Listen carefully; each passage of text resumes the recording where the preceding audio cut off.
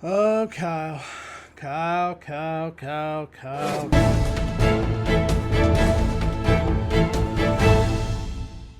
Hey everyone, I am back. I'm the Professor Larry Mars, and this is Hitting the Wall. I had some personal stuff come up the last few months. I was taking care of a sick relative, and they got beyond my care, and we had to put them in a nursing home, and then I had to move to be closer to them, and it's been crazy. Been planning on this to bring this back and bring the world of NASCAR to you as I kind of see it. We'll have some special guests a little later on, not for this program, but later on down the line. But wanted to talk about what happened this weekend. Wanted to talk about the All Star race. Yes, Joey Logano won. I'm a Logano fan. I didn't bring this back because Logano won. I was planning on this week being the first week back anyway, and it just happened to be the Logano just happened to win. So, but we're going to talk about that here in a little bit. But I want to talk about what everybody's been talking about, and that's the punch heard around NASCAR. Ricky Stenhouse Jr. clocks Kyle Busch. Now, this all stems from the first lap of the All Star race. Ricky Stenhouse Jr. looked like his car was handling pretty good. He put it three wide. He put him in the middle between Kyle Busch and another car. Kyle Busch clearly ran out of talent. Kyle Busch hit the wall, come down into Stenhouse once he hit the wall, but Stenhouse was able to continue. And apparently Kyle Busch was able to continue too, right into the bumper of Ricky Stenhouse Jr., causing him to hit the wall and be out of the race. Tore up the front end. Just one problem. Normally at any other track that we go to, there is a way out of the track while the race is going on, either a tunnel or a bridge or something of that nature. Ricky Stenhouse Jr. was trapped at North Wilkesboro. Couldn't get out. So he sat there and stewed for 198 laps. After the race, Kyle Busch was walking to his hauler. Guess who was leaning against the hauler waiting on him? They had a nice argument, pointing everywhere at the track, at each other, this and that. Apparently Kyle Busch is still claiming Ricky Stenhouse wrecked him. But then Ricky takes a huge swing at Kyle Busch, connects right on the jaw, and it's on. The only reason Stenhouse ended up on the ground was because someone grabbed him from behind and pulled him away from Kyle Busch. The crew members get into it. Kyle Busch's crew defends their hauler, throwing Stenhouse's crew off the ramp where you put the car to put it back in the hauler. It was a huge Donnybrook. It was great. This is what Have At It Boys should have been all along.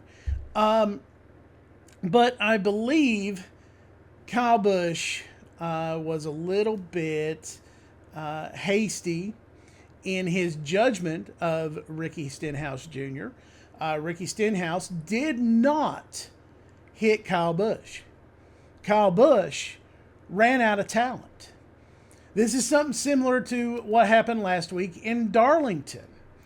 You had Chris Buescher, who was leading the race, and Tyler Reddick, who clearly had a faster car.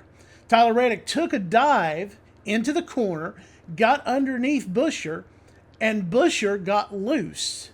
He wasn't expecting the move. He got loose, he hit the wall, and then they made contact. I don't think Tyler Reddick did anything wrong, except for the fact maybe that he should have waited a couple laps before making a move like that to see how things were going to go. Maybe if he was a little bit more patient, then he would have saw Chris Buescher get loose and hit the wall and be able to drive around him at that point, go on to win the race. But Kyle Busch kind of has a history of this, you know. anger management issues runs in that family. Uh, Kyle, he got mad. He hit the wall early. He got mad and decided to try to take it out on Ricky Stenhouse Jr. Now, what? How's this going to play out for the rest of the season? Is there going to be retaliation on the track? Is it over between the two? Is NASCAR going to get involved? We're going to have to wait and see. What NASCAR does and what the future holds as far as these two kind of going at it. So now let's get to the race itself. The All Star race obviously held this weekend at North Wilkesboro. The second year in a row they held the event at North Wilkesboro. I gotta say, kind of a lackluster event, even though my favorite driver won. They repaved the track, and they had two different kinds of tires for the drivers to use, for the teams to use. You had one that had yellow lettering of Goodyear on the tire. That was for their primary tire. That's the tire that they usually use at places like Richmond. And then you had a set that had red lettering on the tire, and that was supposed to be a softer compound, which apparently it was. Those were only supposed to last about 55 to 60 laps. The speeds would fall off, and then anybody on the primary tire, they would be able to overtake those cars. One problem. Either Joey Logano found a setup to where you could run 100 laps on those tires, or they weren't as soft as they thought. Joey Logano, he went out, he started on the pole, took the lead. That caution happened between Kurt Busch and Ricky Stenhouse fairly early in the run. I think they didn't get 2 laps in.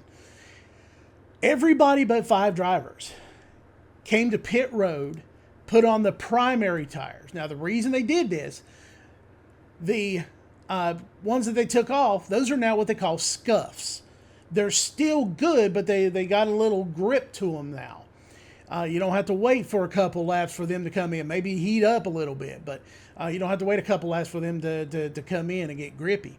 The rest of the field goes out. Those 5 drivers in the lead. Those 5 drivers maintain their spots except for one person, and he only lost 1 spot on the track. So I believe Goodyear kind of messed up here. They brought a much harder tire for the alternate tires than they thought. And this led to drivers being able to go long green flag laps with these tires. Joey Logano, he stayed out for 100 laps. So it was only a 200 lap event. He stayed out for 100 laps. When the caution come out, he put on the other set of tires, the other set of alternate tires he had. And he was able to maintain his lead out of the pits and on the track once they went back to green flag racing. Now, he had some people who were fast early in the run, gave him a run for his money. He led 199 laps. He only lost one lap. So, he had the setup. He knew what he was doing. In practice, he went out and ran 65 laps. They looked at the tires, and they looked almost brand new. So he went out, dominated the race. With 50 laps to go, they had another mandatory caution. He didn't pit. A lot of other people came in, put on the other set of alternate tires. They thought that would give them an advantage. And you know what? It did for Kyle Larson. For a few laps. He looked like Superman for about 5-10 laps. Looked like he might run up through the field. I think he restarted 8th or something. Got all the way up to 3rd. And that's as far as he could get. His tires fell off. He didn't have the setup. Of course, he did not practice the car. Kevin Harvick was out there practicing because Kyle Larson was practicing and qualifying for the Indy 500. Joey Logano was able to maintain his lead, grow his lead over Denny Hamlin over the last 50 laps, and he would go on to win his second All Star race. This was a good win for Joey. Granted, some different circumstances that brought this about because of the special tire, the repave of North Wilkesboro Speedway, which the repave, they tried to keep everything the way that they had it. The bump out of turn 4, the try to keep the racing groove and the surface in the same condition that they had it. But Joey Logano, hopefully this is a turnaround for him. Man, he's had some bad luck this season. Some of it brought on by himself, such as last week at Darlington when he was caught speeding on pit road. But he's had a couple of incidents where people have wrecked him, it's some things it's not been his fault.